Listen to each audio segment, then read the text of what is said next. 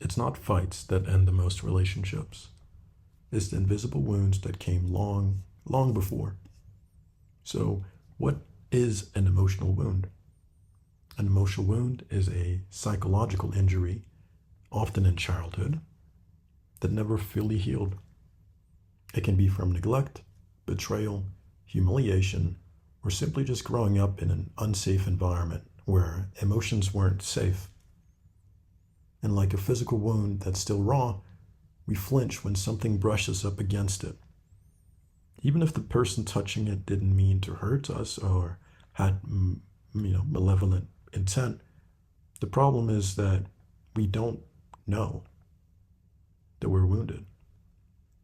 And so rather than seeing it as something brushing up against a wound, we think that we're being realistic, guarded, or just protecting ourselves. So what we're actually doing is bracing against something that already happened. So how do wounds distort our perception? When you've been abandoned, closeness can feel suspicious. When you've been criticized, kindness can feel manipulative. When you've been controlled, love can feel like a trap. Wounds twist the lens through which we see others. We start interpreting natural behavior as threatening. A late reply becomes proof of disinterest. A boundary becomes rejection. A disagreement becomes danger. We're not seeing clearly, we're seeing protectively. But what protects the wound often prevents the relationship. The subtle sabotage. Most emotional wounds don't scream, they whisper. They show up in how you pull away when things get good, how you test people to see if they'll leave, how you overgive, hoping they'll never stop loving you. They show up in patterns that feel familiar, like always choosing partners who can't meet you or reenacting old family dynamics just to feel something known. This isn't conscious, it's simply a nervous system memory, and until it's healed, the wound chooses your relationships for you. Wounded love versus real love. Wounded love is filled with strategies, proving, policing, withholding, performing. This isn't connection. This is managing someone's perception of you. Real love feels safe, but it also feels scarier because it invites the parts of you that weren't loved, that weren't seen before. The messy parts, the unpolished truth. To accept love when you're wounded means letting someone in where no one has ever been.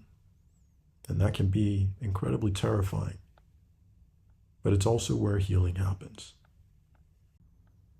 Healing the wound. Healing doesn't mean the past didn't hurt.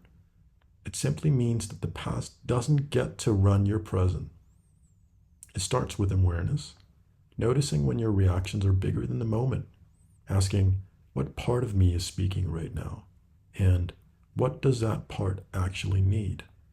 Sometimes it's safety, sometimes it's softness, and sometimes it's just a reminder. You're not there anymore.